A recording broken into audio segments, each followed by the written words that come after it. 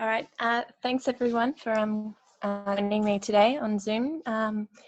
I'll start off with an acknowledgement. I'm personally speaking to you from the Gadigal land of the Eora Nation, and I would like to acknowledge that my research takes place on the unceded lands of many First Nations people across the continent, and I'm very grateful to be able to do so.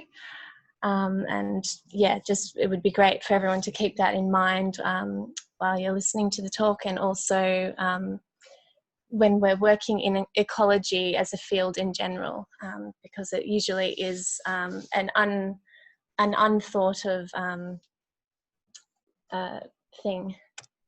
As Hervé said, I'm talking to you about my PhD project. It's an ARC funded project retracing the dispersal of Eastern Australian rainforest trees by pre-colonial Aboriginal people, and I'm using genomic data. So as a background, globally, around the world, people are becoming more and more interested on the influence of ancient people on past environments and trying to reconstruct or rediscover pre-colonial biocultural practices. Contemporary Indigenous knowledge holders bear stories that pertain to a long history of trade and dispersal of useful or sacred plants. And the extent and antiquity of this is only very slowly being recognised and uncovered in various academic fields. In Australia, the extent of prehistoric human influence on contemporary plant distributions is potentially really significant. So we know of at least 4,000 plant species that have been used as food or medicine in the past, or perhaps today as well. And I'm sure there's many more that bear cultural significance that we're just in academia not aware of. So this has sort of led to the hypothesis that many wild populations are actually living cultural artefacts that have established outside their range than they would have without human influence. And archaeology and molecular techniques can be used to reconstruct this history, but this has tended to focus on the origins of agriculture and crop domestication. So we're really lacking an understanding of what we consider wild species. So there's sort of two overall aims of my project: to investigate evidence for pre-colonial dispersal, and to develop an ethical and culturally sensitive research protocol for working with First Nations people and traditional owners on their country. And there's two major questions. I'm working on the second one: what do genetic relationships between plant populations tell us about the history of dispersal within and between disjunct regions? But I'm working alongside another student, Patrick, and he is investigating the biocultural evidence from traditional owners. And revealing these processes is important, not just because it highlights the fact that Australia has been managed by people for potentially thousands of years, but it's also just really important for our basic understanding of the ecological history of our plants, and it has been quite neglected in ecological fields such as biogeography and phylogeography. And it's also important for cultural resource management, and there's potentially lessons we can learn about sourcing seed for climate adaptation practices. But as plant range expansions might have been driven by climate change, we need to sort of take a multidisciplinary approach that can integrate both the plant genomic evidence and biocultural evidence. And part of this, the challenge of doing this, is selecting the right study system. So I'm looking at rainforest species, but their current genetic connectivity between populations is influenced by many processes, including climate change over the last 2.5 million years. So in many species, we're going to see a genetic signal of habitat contraction during peak glacial periods and re-expansion as the climate warms.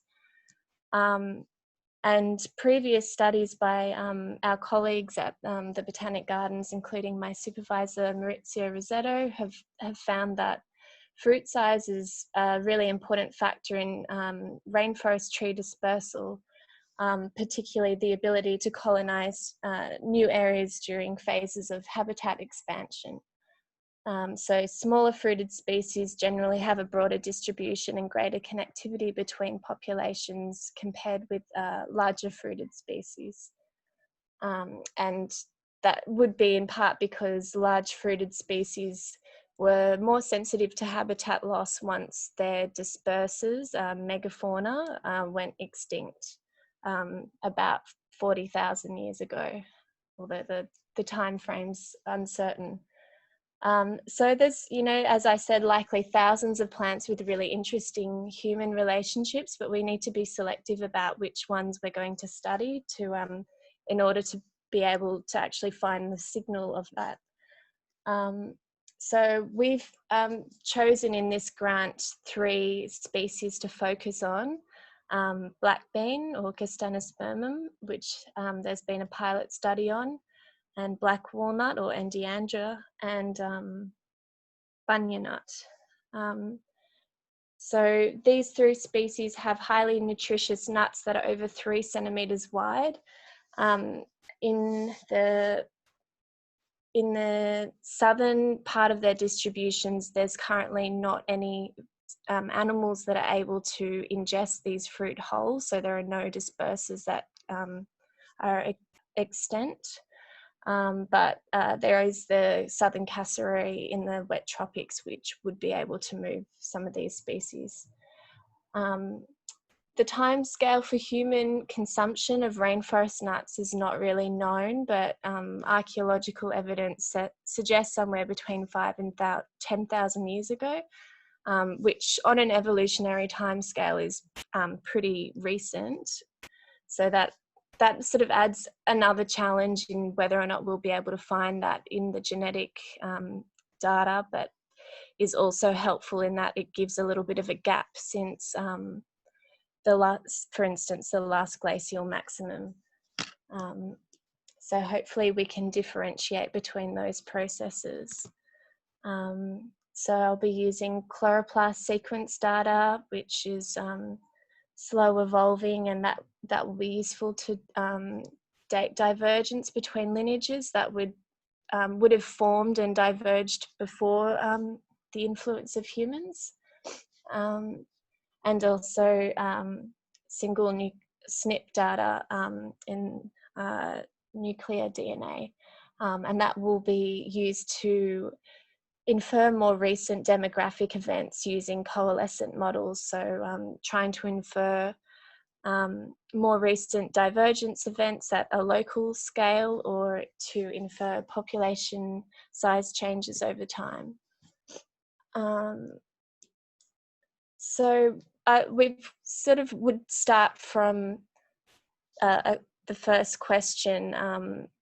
Does long distance dispersal or vicariance across biogeographic barriers best explain the distribution of these species? So in that scenario, we expect that unique haplotypes in both regions would be present due to long-term vicariance.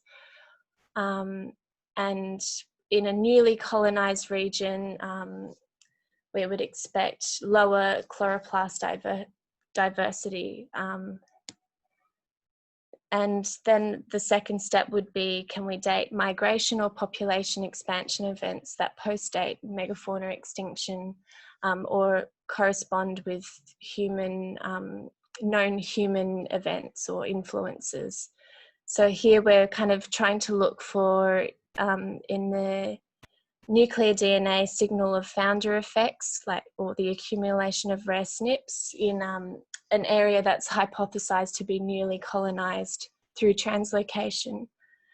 And also rapid population expansion events at, for instance, culturally significant sites might be another line of evidence that we're looking for.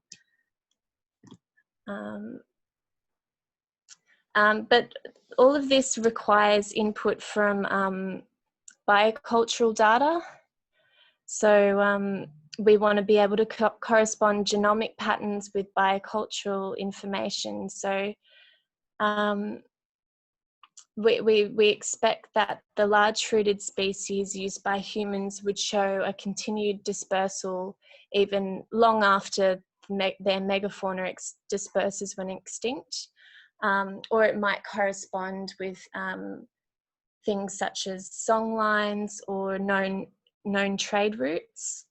And we can test this using linguistic relationships between relevant words. And yeah, as I just said, genetic connectivity along songlines. So I'm just going to show you a little bit of preliminary data. Unfortunately, I've had some delays getting out in the field and haven't been able to do much sampling of the plants myself. But thankfully, my supervisor had some samples already that we were able to sequence. So just for comparison here, I'm showing you Endiandra discolor. So this is very closely related to globosa, the culturally significant plant. But discolor has much smaller edible fruits, and it's dispersed by a range of different bird species. And so over, you can see the mouse, right? Over here, we've got the chloroplast network. Just see if I can move this. Yeah. So one way to really interpret this is that most populations share this single haplotype. There's a little bit of unique haplotypes amongst some populations, but most of them are captured by this. And this is sort of what we would expect by a species that has maintained long-term genetic connectivity over time. And just down here is a principal components analysis of all those samples. This is the SNP data in the nuclear DNA. Most of the variation is between the northern and southern distribution of the species, which makes sense because it's over such a large geographic area. There's not much really to say about that. And here on this slide, we've got Endiandra globosa, or black walnut, which is the larger fruited one. And it's sort of, it doesn't really have what we would expect. I can't really see in this data any signal of dispersal by humans, although keeping in mind sampling is very limited at this stage and we do need more. But up here we've got, I think, we've got the northern populations, and down here the southern populations. So if, for instance, we were looking for a pattern of dispersal from the north to the south or vice versa, we would expect there to be more shared haplotypes amongst the regions, but they're looking pretty separate. And I mean, that's not really surprising when you look at that huge disjunct distribution. And that fits in with the fact that it's large fruited, it's lost its megafauna disperses, and it's restricted to small rainforest patches.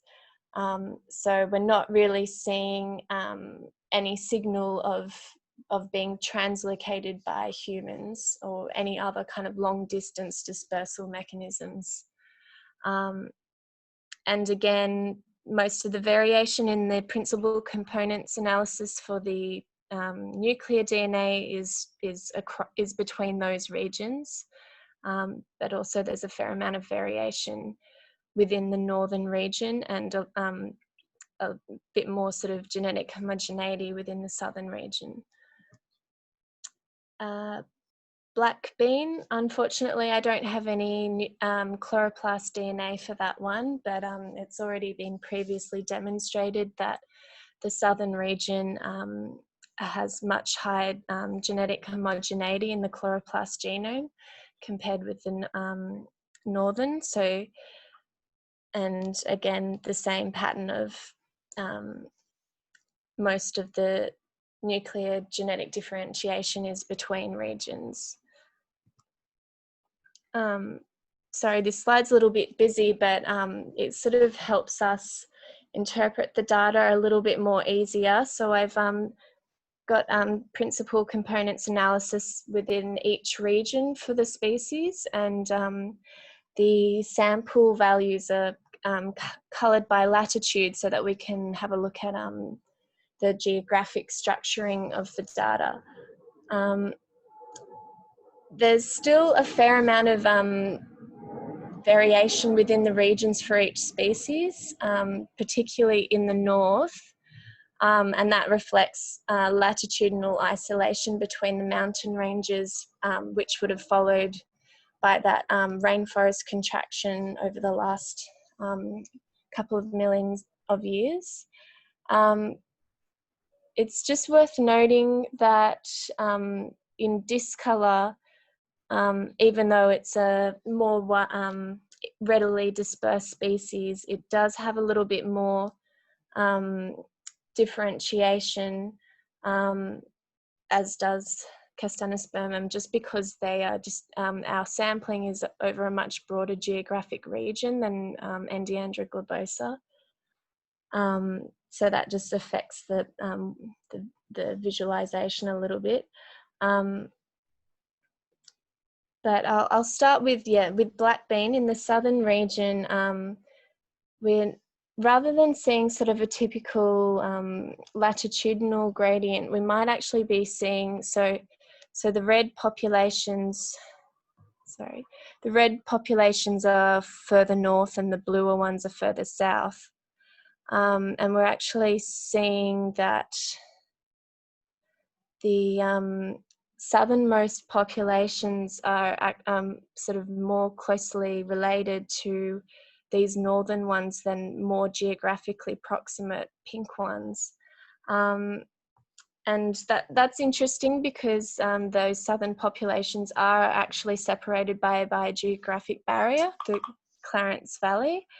So that's potential indication of some kind of long distance dispersal that would be consistent with human translocation.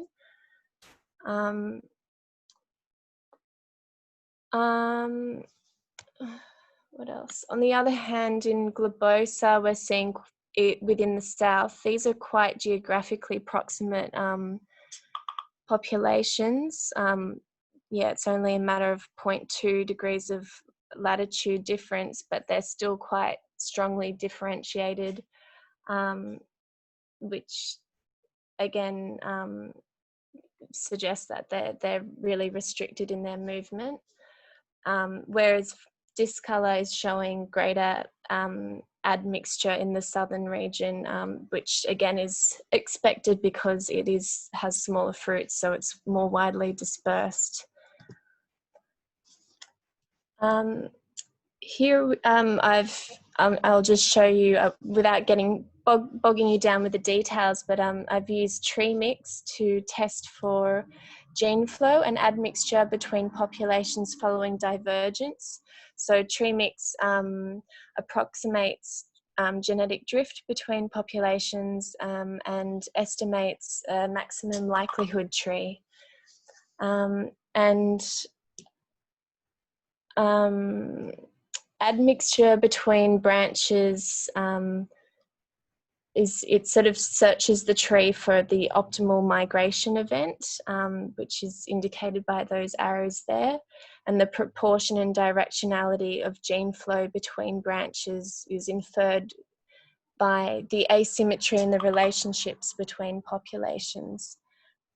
So what I've done for each species is I've constructed these trees with and varying the degrees of numbers of migration events. So it'll start from 0 up to, I think, 18 migration events.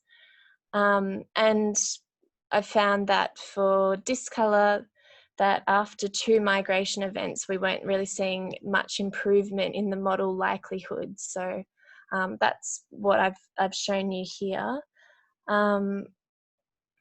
And one thing to note as well is that this model sort of forces a tree-like branching on the data, which might not really reflect the true nature of the populations. So we've got this matrix on the bottom to sort of to infer the degree of relatedness between populations.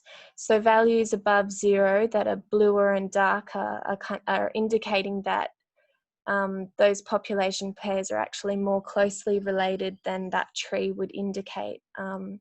So it might potentially be an indication that there's been some kind of admixture between those populations. But the main thing to take away from this tree is that drift between discolor populations are quite low. The tree's been rooted with 2 Endiandra globosa samples, but here we see that drift is between branches is very low, and that migration between the northern and southern parts of the species has occurred since that divergence event. For globosa, the drift between branches is a little bit greater than discolor, but still fairly small. And I found that the model didn't improve with the introduction of any migration events. So this is a no migration model. And there's not much to interpret really, but we see that the dark blue might indicate that Endiandra globosa at the site HS, which is Hogan's Scrub in the Tweed Valley, is potentially a little bit more closely related to one of the northern sites than that tree would indicate. But I mean, these are very specific models, so we can't really read into them too much. And here I've got black bean. I've done 2 models, one for the northern and one for the southern range, just because they need an outgroup. And it's easier to interpret patterns within regions. So compared with the 2 Endiandra species I just showed you, the drift is quite a bit larger within blackbean. And in the north, one migration event was needed to improve the model, which supports the finding that southern populations are more genetically homogeneous, potentially due to rapid dispersal following colonization. And it's interesting because we see, again, those that southernmost population is more closely related to some of these populations in the Big Scrub and the Tweed Valley than more geographically proximate populations. So that is an avenue to explore whether or not there's been some kind of migration between those populations. But we really need the biocultural data to interpret these kinds of patterns. For instance, maybe they were a meeting point, or there was some kind of songline or ceremony about translocating the propagules between those 2 regions. in the north, over here, this is more sort of supportive. There's greater drift and there's more migration events. So that sort of supports a scenario of geographic isolation followed by long distance dispersal between some populations. And that also could have been caused by human assisted translocation. But So the next step, once sampling is completed, is to construct simulation-based demographic models that compare really specific dispersal scenarios that reflect either human or human-assisted migration or just habitat range expansion and contraction. And yeah, I guess some reflections on the data so far is that we've got a weaker signal in Endiandra globosa than was expected. This is potentially because it's a really restricted species. It's got small population size, so that might just be that level of restriction might be drowning out any other kind of influence on the genetic connectivity of populations. Another issue is that they might not germinate so easily, or the seeds might not have such great longevity. So if people were taking them between sites, they might not necessarily have been able to germinate. They might have just had to, eat and use them straight away. And there's also just like so many different Endiandra species that are locally distributed. So it might not have been needed to translocate these propagules if there's something similar in different local areas. On the other hand, black bean is a great candidate for investigating this question because the seeds keep really well, they readily germinate. There's loads of biocultural data that we can explore different hypotheses with, and they've also just got larger populations, so they're not as affected by the small population size. And I'll just very quickly, I think we're almost out of time. So I'll just very quickly go over my experience working in this cross-cultural team, because we all too often, as I said, this data we need the biocultural knowledge to be able to interpret a lot of it. And it's all too often that academics come and study First Nations people and build careers on their knowledge, but then don't really give anything back. So, and I'm also genotyping culturally significant species, which is, I guess, in a way part of their intellectual property as well. And there's international Nagoya protocol that pertains to using genomic resources of culturally significant species. So there's quite an ethical obligation to follow in that regard. But mostly I just want to highlight three main points of working in this type of cross-cultural team. Well, first of all, you need to establish relationships that are built on respect and under the guidance of Indigenous leadership. So it's quite a time-consuming process where my PhD partner Patrick, the other student, he's an Aboriginal man, and he has sort of been leading the way with the relationships amongst all the groups that we're working with, and he sort of helps us develop a relationship with the research partners first, and we'll have a meet and greet and get to know each other before we start any actual research and before any paperwork is signed as well. So it's sort of an informal meeting before commencing any work. And then informed consent is super important, and anyone wanting to work with traditional owners, like on their country, paper evidence of consent is really important. It helps them with their community accountability, and it also helps the researcher for protection against any claims of misconduct or anything along those lines. And in Australia, unfortunately, the Nagoya Protocol hasn't been implemented properly, so I've had to sort of draw up my own written agreement, which would be signed by the board of the various groups that we work with. And then finally, the most important component is ensuring there's reciprocal benefits.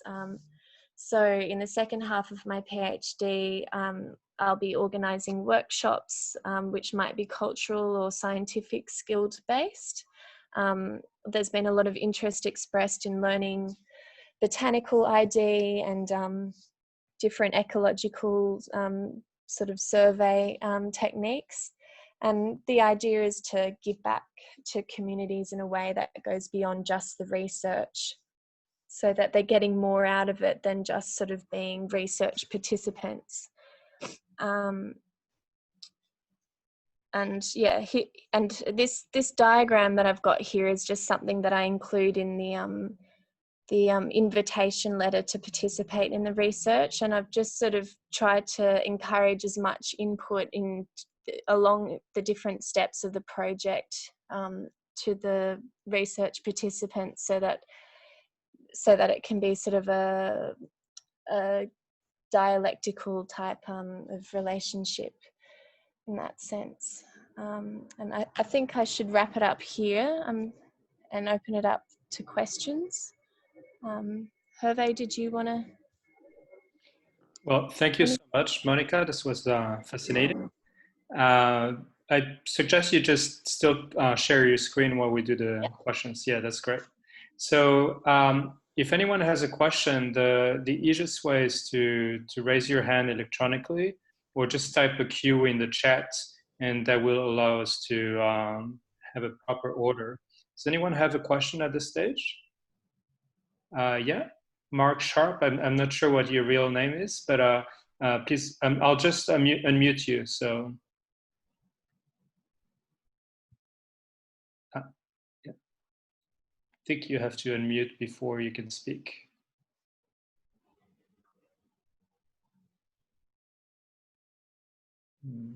We can't hear you.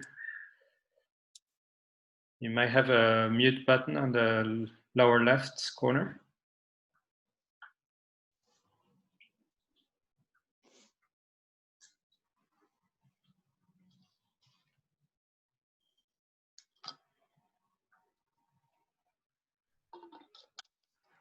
That's not working. Oh, there you go.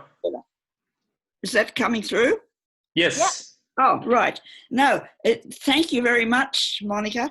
But I can assure you that nowhere in my list of Yugambeh or Bundjalung words do we have any word for the walnut. They all share the word for the black bean, even out to tabulum, and even probably out further west in Queensland, the Ullarar way. So, or at least Coptonhurst, which is in New South Wales near the Clarence. So that you can just add that to your tiny bit of information. Yeah, thank you. I have been. I mean, I've only been to. I haven't personally met with any Bundjalung people yet, but have with the Githable mob just to the west of there. They don't have the walnut there either, and up in Mamu country in the wet tropics, where they do have walnut, there doesn't seem to be as much knowledge about it. It's sort of known about, but there doesn't seem to be as many stories as there is with black bean, for instance. So yeah, it is seeming like that it's maybe not as a culturally significant plant as some of the others are. Well, not even for food, maybe. Yeah. And of course, the bunya nut was, there was, you'd know about the 3 yearly or so feasts and how Yes. people come from a long way, but I don't think they grew it in their own area. So, sorry, who's they? Are you well, sorry, the Yugambeh people and the Bundjalung people would not have grown it. They would have gone to those festivals. Right, yeah. So that's interesting. Yeah, that Well, thank you. yeah, thank you. Thanks so much. Any other question? Bob, you have to unmute you. Yeah, that's great. Hi, Monica. Bob Makinson. You've displayed the present day disjunctions of these species, and that would apply to many others as well. And some of those disjunctions are very large and some may be very ancient. But it seems to me that in trying to track potential human agency over the last 60,000 years or whatever, one would need to at least try to model climatic and inferred vegetational conditions along areas which are now underwater, but which were exposed at glacial max. There are some parts of the coast where a difference in sea level of 100 to 150 metres, which is what we had at glacial max, would make a huge difference to near coastal orographic rainfall conditions, and therefore likely to make a difference to vegetational conditions as well, which might or might not have